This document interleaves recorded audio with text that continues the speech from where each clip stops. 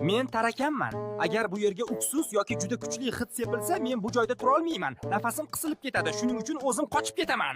Men chumoliman. Agar yo'limga dolchin yoki qalampir sepilgan bo'lsa, men bu yerdan o'ta olmayman. Bu hid menga juda og'ir, shuning uchun boshqa tomonga ketaman. Men pashshaman. Agar bu yerda sovunli suv yoki limon bo'lsa, men bu joyda qolmayman. Men kiyim kuyasiman. Agar kiyimlar orasiga lavanda yoki kedr qo'yilsa, men bu joyda yashay olmayman va boshqa joyga ketaman. Men mayda pashshaman. Agar bu yerga uksus yoki shunaqa hidli narsa qo'yilsa, men bu joyda tura olmayman. Hid menga juda og'ir bo'ladi. Men asal ariman. Agar bu yerda kuchli hid yoki tutun bo'lsa, men bu joyda qolmayman. Bu menga xavfli, shuning uchun uchib ketaman. Men chivinman. Agar xonada lavanda yoki evkalipt hidi bo'lsa, men bu yerga yaqinlasha olmayman. Bu hid meni bezovta qiladi. Men burgaman. Agar bu yerga tuz yoki sovunli suv sepilsa, men bu joyda yashay olmayman. Shuning uchun sakrab tezda qochib ketaman.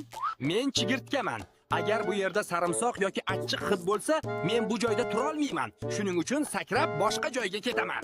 Men o'rgimchakman. Agar bu yerga limon sepilsa, men bu joyda tura olmayman. Bu hid menga juda yoqmaydi. Shuning uchun darrov qochib ketaman. Agar shunaqa qiziqarli va foydali ma'lumotlar kerak bo'lsa, obuna bo'ling.